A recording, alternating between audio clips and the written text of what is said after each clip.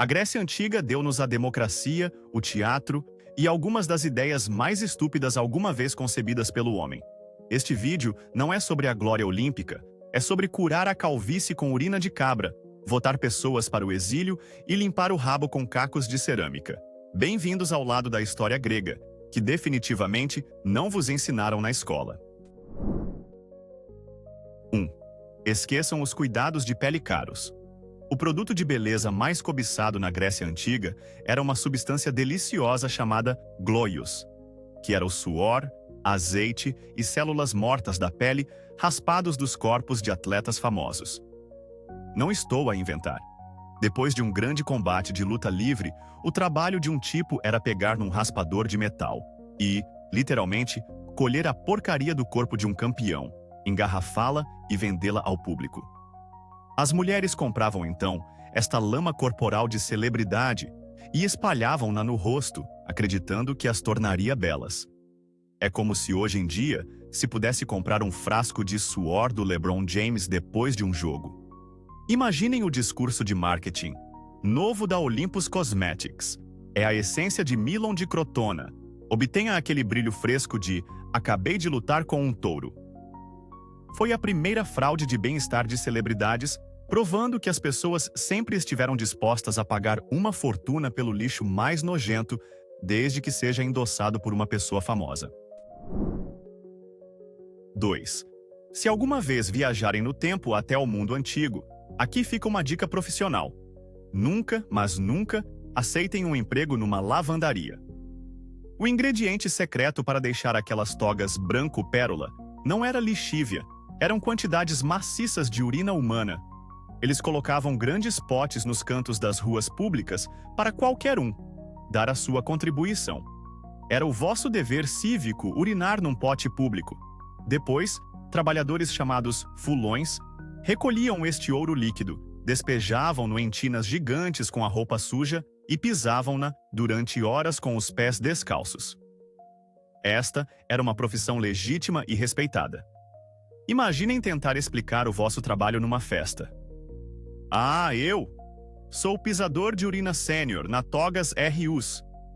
E, para cúmulo, o governo viu esta indústria de urina em expansão e decidiu taxá-la. O imperador Vespasiano chegou mesmo a dizer: "O dinheiro não cheira mal", o que é uma afirmação ousada quando o seu rendimento deriva de um urinol do tamanho de uma cidade. 3. A situação das casas de banho só se torna mais horrível. Numa latrina romana comunitária, estariam sentados a centímetros do vosso vizinho, a discutir política enquanto faziam as vossas necessidades. Quando chegava a hora de limpar, não encontravam um rolo de papel higiênico. Encontravam um cesto de pessói, pedras lisas ou, para os verdadeiramente azarados, cacos de cerâmica partida. Pensem nisso por um segundo. Tinham de selecionar cuidadosamente a vossa pedra, esperando não escolher aquela que era secretamente um triângulo irregular. Era um jogo de sorte de alto risco todos os dias. E para os ultra-ricos, havia o Chilospongium, uma esponja do mar num pau. Parece luxuoso, certo? Errado. Também era comunitário. Um pau com esponja para todo o bairro. Usavam-no, passavam-no rapidamente por um balde de água salgada e colocavam-no de volta para o próximo. Era a economia de partilha original. Mas em vez de um Uber, partilhavam bactérias fecais. 4. No mundo de hoje, ter cabelo ruivo é considerado marcante e bonito. Na Grécia Antiga, era basicamente um sinal de neon intermitente que dizia: "Futuro vampiro aqui". Havia uma crença genuína e generalizada de que os ruivos estavam destinados a levantar-se dos seus túmulos após a morte como demônios comedores de carne. Isto não era apenas um conto popular tolo. Era uma preocupação pública legítima. Imaginem o constrangimento social. Estão a tentar namorar alguém e têm de ter aquela conversa. "Ouve, eu gosto muito de ti, mas os meus pais são um pouco tradicionais e, bem, o facto de o teu cabelo ser da cor do pôr do sol enche-os de um medo existencial profundo de que te tornes uma criatura da noite." É o preconceito mais específico e insano da história. Podiam ser a pessoa mais gentil de Atenas, Mas se fossem ruivos, as pessoas já estavam a debater o tamanho da pedra que precisariam de colocar no vosso caixão. 5. Os antigos egípcios estavam a construir as pirâmides, uma maravilha de gênio arquitetônico e matemático. Ao mesmo tempo, o seu conselho médico de primeira categoria para o controlo da natalidade era, e cito, arranjem um pouco de estrume de crocodilo. Sim, o seu principal contraceptivo envolvia pegar em cocó de crocodilo literal, misturá-lo com massa fermentada para fazer uma pasta e usá-la como um pessário. Alguém, em algum lugar, foi a primeira pessoa a apresentar esta ideia. Muito bem, equipa. Precisamos de uma forma de impedir a procriação. Eu estava junto ao Nilo, vi um crocodilo a fazer as suas necessidades e tive um momento eureka. Isto veio da mesma civilização que inventou a linguagem escrita. Eles conseguiam dominar a astronomia, mas quando se tratava de saúde reprodutiva, a sua melhor ideia soava como uma acrobacia rejeitada do Jackass. É um milagre que qualquer um de nós esteja aqui hoje. 6. Imaginem isto. Estão numa luta de espadas. Sofrem um corte feio no braço. O médico corre para junto de vós, mas não traz uma mala médica. Ele está apenas a examinar o teto ansiosamente. Por quê? Porque o equivalente grego antigo a um penso esterilizado era um aglomerado gordo e poeirento de teias de aranha. Ele, literalmente, raspava uma teia de um canto, provavelmente com a aranha ainda lá dentro, e enfiava-a na vossa ferida a sangrar. Para ser justo, há alguma ciência nisto.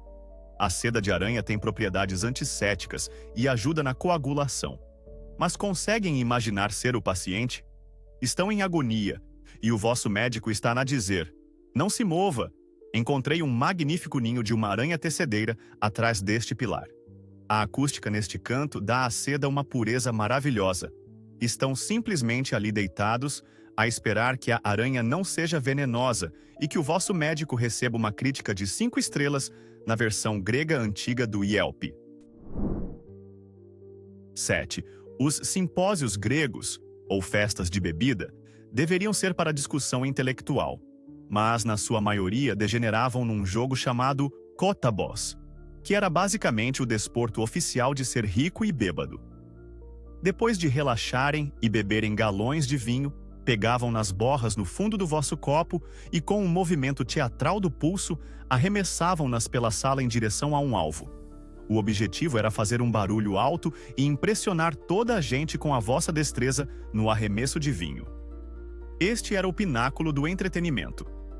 Era a resposta do mundo antigo à pergunta: e se combinássemos beer pong com uma pintura de Jackson Pollock?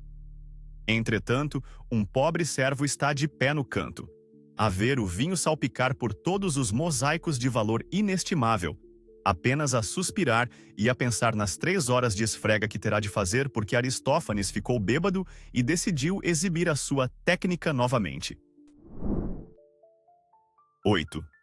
Em algumas cidades-estado gregas, os requisitos para a cidadania eram um pouco mais invasivos do que apenas uma certidão de nascimento. Para ser um cidadão de pleno direito com direito a voto, um homem tinha de provar que possuía um conjunto completo de 2 testículos. Esta era uma regra real. Conseguem imaginar a cena na antiga repartição do governo. Uma longa fila de tipos de toga, um burocrata aborrecido com uma prancheta que apenas suspira e diz: ok, próximo. Diga o seu nome e apresente a prova. Era a forma mais intrusiva e constrangedora de controlo de acesso do mundo. Podiam ser um herói de guerra condecorado que perdeu um na batalha de Maratona.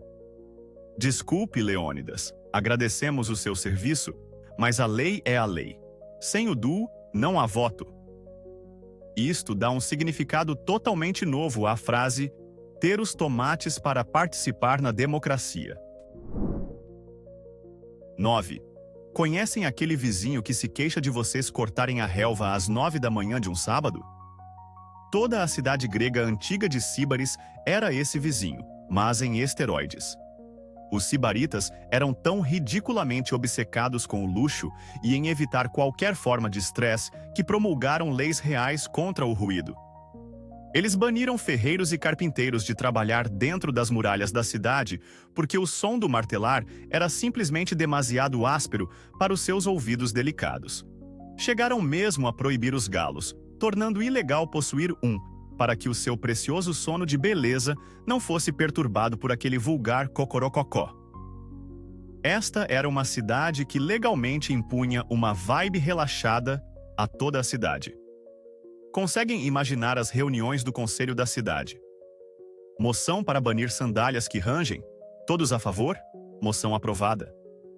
Era menos uma sociedade funcional e mais um resort de spa 24/7 que acidentalmente se tornou uma cidade. 10. Alguma vez estiveram a ver um filme muito triste num cinema e tentaram conter um choro compulsivo?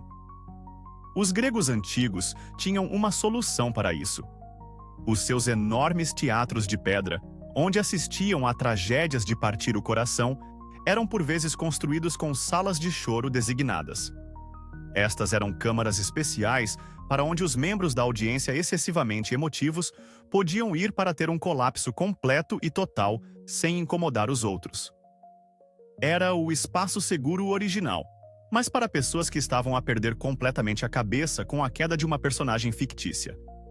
É como se eles soubessem que as suas peças eram tão deprimentes que tinham de construir características arquitetônicas para lidar com os inevitáveis danos emocionais colaterais. Também é hilariante imaginar alguém a levantar-se a meio da performance e a sussurrar ao amigo: "Ok, o Édipo acabou de perceber quem é a mãe dele. Vou sair. Vemo-nos na Câmara dos Soluços." 11. Hoje, se tiverem um problema com alguém, podem twittar indiretamente sobre essa pessoa ou deixar um comentário passivo-agressivo no Instagram dela. Os gregos antigos eram muito mais diretos e muito mais aterradores. Eles usavam algo chamado tábuas de maldição. Se alguém, por exemplo, vos roubasse a cabra ou vos vencesse numa corrida de bigas, pegavam numa fina folha de chumbo, gravavam nela uma maldição desagradável a invocar os deuses do submundo para lhes infligir um sofrimento horrível, e depois pregavam-na na porta da frente deles ou deixavam-na cair num poço. Era magia negra. Faça você mesmo. Estas não eram maldições vagas. Eram incrivelmente específicas, como que a língua de Chares se enrole na sua boca quando ele tentar falar em tribunal, ou que os intestinos de Demétrio se transformem em água. Era o equivalente antigo a deixar uma avaliação de uma estrela no Yelp sobre a alma de alguém. 12. Se achavam que as aulas de ginástica do vosso liceu eram duras, nunca ouviram falar da Cripteia espartana. Esta era uma força de elite, uma espécie de polícia secreta, esquadrão da morte, composta pelos adolescentes espartanos mais duros. Como teste final de graduação, estes jovens eram enviados para o campo sem nada além de um punhal e instruídos a sobreviver por qualquer meio necessário. A sua missão principal? Aproximar-se furtivamente e assassinar os mais fortes e rebeldes dos zilotas, os escravos propriedade do Estado. Isto era considerado uma parte vital da sua educação, assassinato patrocinado pelo Estado como exame final. É como se os escoteiros tivessem uma insígnia de mérito para operações secretas e instilação de terror. É um lembrete arrepiante de que, enquanto Atenas estava ocupada a inventar a filosofia, Esparta estava ocupada a aperfeiçoar a arte de ser o lugar mais assustador da Terra. 13. Os padrões de beleza modernos são estranhos, mas não se comparam aos dos gregos antigos. Em algumas partes da Grécia, a característica facial mais procurada e deslumbrantemente linda que uma mulher podia ter era uma monocelha. É verdade, uma única e ininterrupta monocelha era considerada um sinal de imensa beleza e inteligência. As mulheres que não eram naturalmente abençoadas com esta lagarta peluda na testa usavam maquilhagem para a falsificar. Elas pegavam em pós escuros, como o kohl, e literalmente pintavam uma ponte de pelo entre as sobrancelhas. Era o derradeiro gesto de poder. Podiam simplesmente entrar numa sala, e a vossa monocelha anunciaria: eu sou bela e inteligente. O meu cérebro é tão grande que está a tentar escapar pela minha testa. Faz-nos realmente pensar o que eles achariam da depilação de sobrancelhas moderna. Provavelmente ficariam horrorizados. 14. Esqueçam o deslizar para a direita no Tinder ou enviar uma dúzia de mensagens. Na Grécia Antiga, a maneira de pedir uma mulher em casamento era atirando-lhe uma maçã. Se um homem atirasse uma maçã a uma mulher e ela a apanhasse, era isso. Ela tinha aceite legalmente o seu pedido de casamento. Sem discussão, sem "deixa-me pensar sobre isso", apenas "parabéns, apanhaste a maçã, vamos casar na terça-feira". É de se perguntar quantos casamentos começaram por acidente. Uma mulher apenas a tentar apanhar um pedaço de fruta que voava aleatoriamente na sua direção, e de repente está noiva de um tipo que nunca conheceu. Também coloca muita pressão no vosso braço de arremesso. Um tipo com má pontaria poderia acidentalmente pedir em casamento 3 mulheres diferentes apenas a tentar acertar a maçã no seu alvo pretendido. Era a forma de cortejo mais caótica e atlética que se possa imaginar. 15. Toda a sociedade precisa de uma maneira de lidar com os seus problemas, mas os gregos antigos tinham um método particularmente brutal e bizarro. Quando a cidade estava a sofrer de uma praga, fome ou apenas uma maré geral de azar, eles realizavam um ritual envolvendo um fármacos, que é uma palavra chique para um bode expiatório humano. Eles selecionavam um dos membros mais pobres, mais feios ou mais inúteis da comunidade, davam-lhe uma última refeição luxuosa e depois expulsavam-no da cidade enquanto lhe batiam com paus. A ideia era que essa pessoa levaria todos os pecados e impurezas da cidade com ela. Era basicamente uma limpeza espiritual profunda, mas em vez de um aspirador, usava-se um tipo. É a versão máxima de "a culpa não foi minha", culpando todos os vossos problemas num tipo azarado e depois literalmente batendo-lhe até ele sair da cidade. 16. Pensavam que a cultura de cancelamento era má? Os gregos antigos inventaram-na, e era muito mais intensa. Chamava-se ostracismo. Uma vez por ano, os cidadãos de Atenas podiam reunir-se e votar para banir literalmente qualquer pessoa que quisessem da cidade por 10 anos, sem julgamento, sem provas, sem defesa. Tudo o que era preciso era que 6.000 pessoas escrevessem o vosso nome num caco de cerâmica, chamado ostracon. Podiam ser o general mais popular num dia, e no dia seguinte estarem a fazer as malas porque pessoas suficientes achavam que estavam a ficar um pouco grandes demais para a vossa toga. Era a democracia na sua forma mais selvagem. Era basicamente o primeiro e mais brutal concurso de popularidade do mundo, onde o perdedor não era apenas mandado para casa. Era exilado do seu mundo inteiro por uma década. 17. Os gregos antigos deram-nos a filosofia e o teatro, mas também tinham um medo sério e profundo de um apocalipse zombie. Escavações arqueológicas descobriram numerosos túmulos onde os esqueletos estavam contidos. Estamos a falar de corpos presos com pedras pesadas, crânios pesados com pedras ou até mesmo cadáveres com as mãos e os pés amarrados. Isto não era um castigo, era uma precaução. Os vivos estavam tão aterrorizados que os mortos pudessem ficar aborrecidos, sair dos seus túmulos e voltar para os assombrar que literalmente os prendiam. É como se acreditassem que cada pessoa que morria tinha o potencial para se tornar um fantasma malévolo. Imaginem ser o agente funerário grego antigo. O vosso trabalho não é apenas enterrar o corpo, é garantir que aquele desgraçado fica quieto, como se estivessem a tentar proteger um túmulo, à prova de bebés, contra um cadáver sobrenaturalmente forte e muito zangado. 18. No mundo moderno, ter um bebê é um evento monumental. Na Grécia Antiga, era mais como uma avaliação de produto.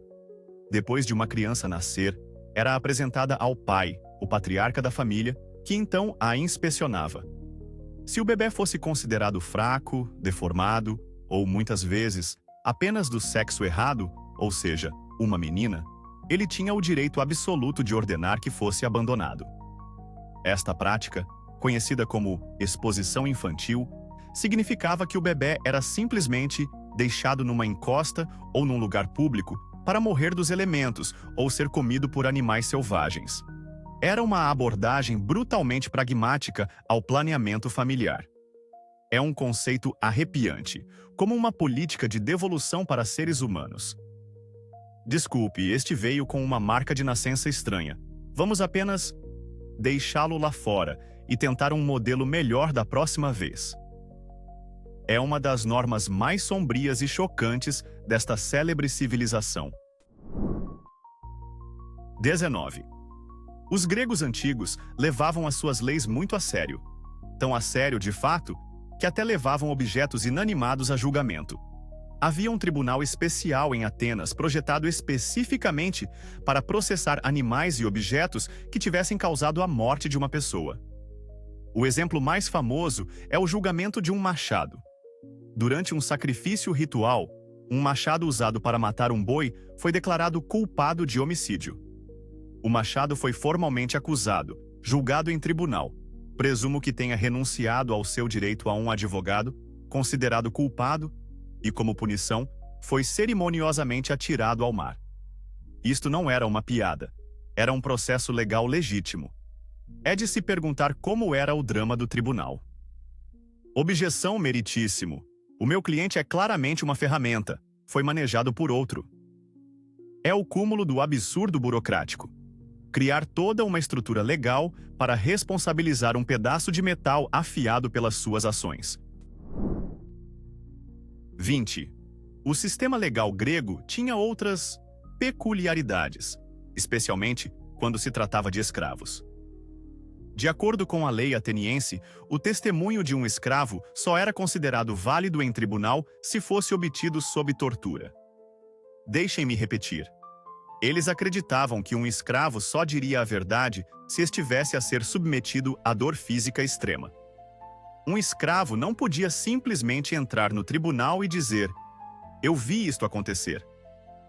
Em vez disso, tanto a acusação como a defesa podiam exigir que um escravo fosse torturado para extrair provas. Era uma parte obrigatória do processo. É uma lógica horrivelmente distorcida que basicamente diz: não podemos confiar em ti a menos que estejas a gritar em agonia. Isto não era visto como cruel. Era apenas um procedimento legal padrão, como jurar sobre um texto antigo, mas infinitamente mais brutal. É um vislumbre aterrador de quão pouco a humanidade de um escravo era valorizada. 21. A desumanização dos escravos não parava no tribunal. O grande filósofo Aristóteles, uma das mentes mais brilhantes da história humana, descreveu famosamente um escravo como uma ferramenta que pode falar. Essa era a sua definição legal e social.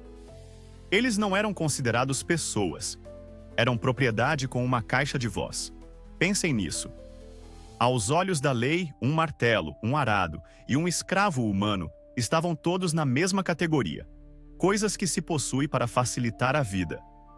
É como se o vosso Roomba pudesse de repente responder-vos sobre os seus sentimentos, mas ainda vos fosse legalmente permitido tratá-lo como um aspirador. É um conceito profundamente perturbador que coexistiu lado a lado com o nascimento da democracia e das ideias sobre liberdade, criando uma das contradições mais chocantes da história. 22. A vida para a maioria das mulheres em Atenas era incrivelmente restritiva. Esperava-se que ficassem em casa, gerissem a casa e fossem completamente invisíveis na vida pública. Mas depois havia as hetairai. Estas mulheres pertenciam a uma classe própria. Eram cortesãs altamente educadas, espirituosas e financeiramente independentes, que eram o oposto completo da típica esposa ateniense. Uma hetaira podia frequentar os simpósios exclusivamente masculinos, beber vinho e participar em debates intelectuais acutilantes sobre filosofia e política com os homens mais poderosos da cidade. Elas eram basicamente as únicas mulheres em Atenas a quem era permitido ter uma personalidade em público. Era uma estrutura social bizarra, onde a única maneira de uma mulher ser tratada como igual intelectualmente era também ser uma trabalhadora sexual de alta classe. Era uma lacuna estranha, e para elas, provavelmente lucrativa, numa sociedade de outra forma brutalmente patriarcal. 23. Se fossem ver uma peça de Sófocles ou Eurípides na Grécia Antiga, não veriam uma única atriz em palco. Todos os papéis, incluindo as poderosas personagens femininas como Medeia ou Antígona, eram interpretados por homens. Eles vestiam máscaras, perucas e trajes elaborados, incluindo uma peça de cenário encantadora chamada Prosterneda, que era basicamente uma peça de peito de madeira falsa para criar uma silhueta feminina. Portanto, estariam a assistir a uma cena comovente com uma rainha a derramar a sua alma em palco e, por baixo da máscara, está apenas um tipo peludo chamado Dave. Era essencialmente o primeiro e mais sério espetáculo de drag do mundo. É uma ideia louca que as obras-primas fundamentais do teatro ocidental fossem representadas inteiramente por homens, a fazerem o seu melhor para atingir as notas altas num monólogo dramático, enquanto usavam um sutiã de madeira.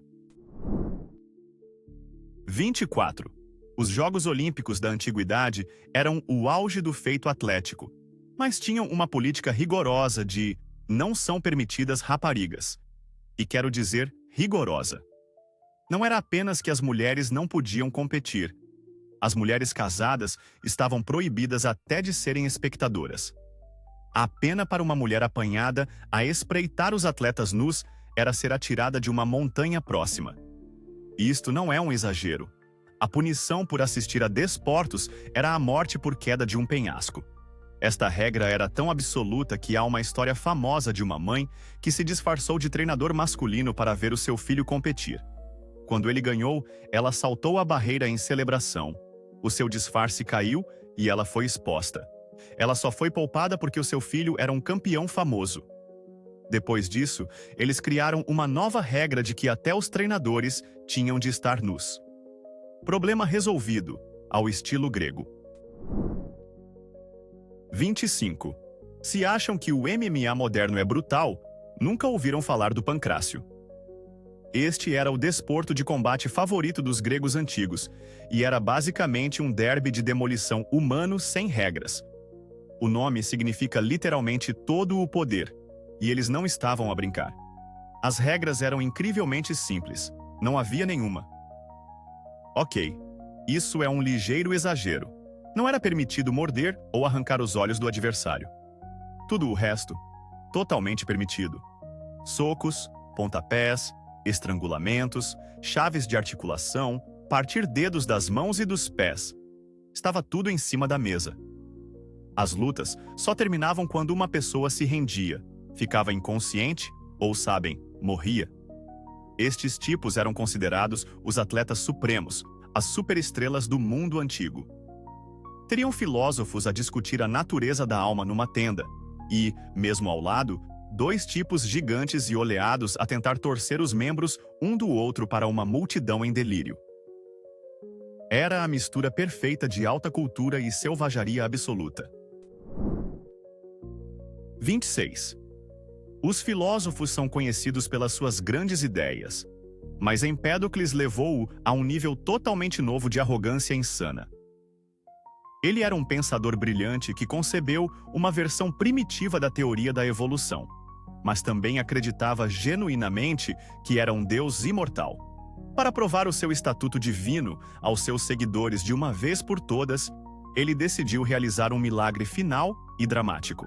Ele caminhou até o topo do Monte Etna, um vulcão ativo, e depois de presumivelmente fazer um discurso curto e presunçoso, saltou diretamente para a lava fervente.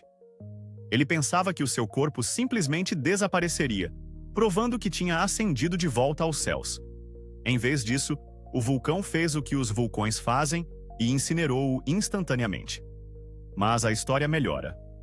Um pouco mais tarde, o vulcão teve uma pequena erupção e cuspiu uma única sandália de bronze perfeitamente preservada. Era de Empédocles. O vulcão literalmente rejeitou o seu calçado, dando ao mundo a prova mais hilariante e inegável de que ele, de facto, não era um deus. 27. Todos temos aquele amigo que está numa dieta estranha e restritiva. Mas eles não se comparam ao filósofo Pitágoras. Podem conhecê-lo do Teorema de Pitágoras nas aulas de matemática, mas ele também era o líder de uma irmandade bizarra, tipo seita, com algumas regras muito estranhas. A mais estranha? Uma proibição estrita e absoluta de comer feijão. Sim, feijão. Ele proibia os seus seguidores até de lhes tocar. O seu raciocínio era um coquetel de insanidade. Ele afirmava que os feijões continham as almas dos mortos e que comer um feijão era uma forma de canibalismo. Ele também acreditava que a forma de um feijão se assemelhava aos portões de Hades. E a um nível mais prático, ele argumentava que a flatulência, sabem, os gases que se obtêm dos feijões, perturbava a harmonia sagrada do corpo e da alma. Ele estava tão comprometido com isto que a lenda diz que uma vez foi perseguido por inimigos até a beira de um campo de feijão e escolheu ser capturado e morto em vez de se profanar correndo por ele. 28. Os espartanos eram obcecados com disciplina, austeridade e em tornar a vida o mais difícil possível, e a sua moeda não era a exceção. Enquanto outras cidades gregas usavam moedas elegantes de ouro e prata, Esparta usava barras de ferro gigantes e desajeitadas, chamadas óbols. Isto não era porque não tinham acesso a metais preciosos. Foi uma escolha deliberada. As barras eram enormes, pesadas e quase não tinham valor, pelo que seria necessária uma carroça de bois cheia para transportar dinheiro suficiente para comprar algo significativo. O objetivo era tornar a riqueza fisicamente inconveniente, desencorajando o luxo e o roubo. Quer dizer, quem vai tentar assaltar um banco quando precisa de uma empilhadora para fugir com o dinheiro? É a política econômica mais agressivamente inconveniente da história. Conseguem imaginar um pai espartano a dar a mesada ao filho e a deixar cair uma barra de ferro de 15 quilos no seu pé? Aqui tens, filho. Não gastes tudo no mesmo sítio. 29. Provavelmente pensam nos computadores como uma invenção moderna, mas os gregos antigos construíram um há mais de 2000 anos. Chama-se mecanismo de Anticítera. Descoberto num naufrágio, este dispositivo do tamanho de uma caixa de sapatos é um sistema incrivelmente complexo de mais de 30 engrenagens de bronze interligadas. Durante séculos, ninguém soube o que era, mas exames modernos revelaram o seu verdadeiro propósito. Era um computador analógico. Ao girar uma manivela, podia-se prever perfeitamente o movimento do Sol, da Lua e dos 5 planetas conhecidos. Podia seguir as fases lunares, prever eclipses e até dizer o calendário para os próximos Jogos Olímpicos. É tão tecnologicamente avançado que nada sequer próximo da sua complexidade aparece novamente no registro histórico por mais de 1000 anos. É como encontrar um iPhone totalmente funcional enterrado num castelo medieval. É uma peça de engenharia terrivelmente brilhante que prova que os gregos antigos não estavam apenas a pensar em filosofia. Eles estavam a construir o cosmos numa caixa. 30. Muito antes de termos robôs que aspiram os nossos chãos, um inventor grego chamado Herão de Alexandria estava a construir autômatos reais no primeiro século d.C. Este tipo era o Tony Stark do mundo antigo. Ele não estava apenas a construir brinquedos, estava a criar maravilhas mecânicas sofisticadas movidas a vapor, água e pneumática. Ele inventou o primeiro motor a vapor do mundo, que usou para alimentar uma esfera giratória. Ele criou portas de templo automáticas que se abriam magicamente quando um fogo era aceso no altar. Ele construiu um dispensador de água benta, operado por moedas para templos, basicamente uma máquina de venda automática para os piedosos. Ele até projetou uma peça de teatro de 10 minutos totalmente automatizada, representada inteiramente por um elenco de robôs movidos por um sistema de cordas, nós e engrenagens. É absolutamente insano. Enquanto todos os outros ainda escreviam em rolos, este tipo estava basicamente a viver em Westworld. 31. Ao enfrentar terríveis elefantes de guerra, o equivalente do mundo antigo a um tanque de batalha, os gregos encontraram uma solução que era, ao mesmo tempo, brilhante e totalmente psicótica. Eles transformaram porcos em armas. Descobriram que os elefantes, por alguma razão, ficam aterrorizados com o som de um porco a guinchar. Então, pegaram nesse conhecimento e levaram-no ao extremo. Durante um cerco, os soldados gregos cobriam porcos vivos com óleo inflamável, ateavam-lhes fogo e enviavam-nos a gritar em direção às linhas de elefantes do inimigo. A visão e o som destes porcos em chamas e a guinchar faziam com que os enormes elefantes entrassem em pânico, se virassem e debandassem de volta através do seu próprio exército. É uma das táticas mais brutais, bizarras e chocantemente eficazes da história da guerra. É algo que se esperaria ver no esquete dos Monty Python, não num guia de estratégia militar sério. 32. No clima quente e poeirento da Grécia Antiga, manter-se limpo era muito importante. Mas eles não tinham sabão. O seu método era um pouco mais abrasivo. A rotina diária de higiene envolvia besuntar todo o corpo nu com azeite. Depois, usava-se uma ferramenta de metal curva chamada estrígio para raspar todo o azeite, sujidade, suor e pele morta do corpo. Estavam literalmente a raspar a imundície de vocês mesmos em camadas espessas e sujas. Era menos como tomar um duche, e mais como detalhar um carro. E isto era muitas vezes feito em público, no ginásio, para que pudessem conversar com os vossos amigos, enquanto ambos raspavam a porcaria um do outro. A lama resultante, como aprendemos, era por vezes recolhida e vendida. Era um sistema de higiene de serviço completo que começava por ficar oleoso e terminava com a vossa sujidade pessoal a tornar-se um produto comercial. 33. O Partenon, em Atenas, é aclamado como o auge da perfeição arquitetônica, uma obra-prima impecável de linhas retas e ângulos retos. Exceto que é uma ilusão completa. O edifício é um truque óptico gigante e magnífico. Os arquitetos da Grécia Antiga eram mestres absolutos em jogos mentais. Eles entendiam que uma linha horizontal verdadeiramente reta, quando vista à distância, pareceria ceder no meio. Para contrariar isto, eles construíram toda a base e o telhado do Partenon com uma ligeira curva para cima. Assim, as linhas que parecem perfeitamente retas são, na verdade, curvas. Eles também fizeram as colunas ligeiramente salientes no meio e inclinadas para dentro, para que parecessem perfeitamente uniformes e verticais ao olho humano. Eles literalmente construíram um edifício imperfeito para o fazer parecer perfeito. É o ato mais brilhante e arrogante de trolling arquitetônico da história humana. Eles não construíram apenas um templo. Construíram um monumento que mexe ativamente com o vosso cérebro para alcançar um ideal impossível de perfeição. Acontece que as mesmas pessoas que construíram o Partenon também acreditavam que espirrar era comunicação divina e que a couve curava ressacas. Então, aqui fica a questão. Que coisa normal que fazemos hoje nos fará parecer idiotas completos daqui a 2000 anos? Sejam corajosos, deixem o vosso palpite mais louco nos comentários. E se adoram história com um toque de loucura, cliquem em gosto e subscrevam. Temos muito mais disparates antigos para descobrir.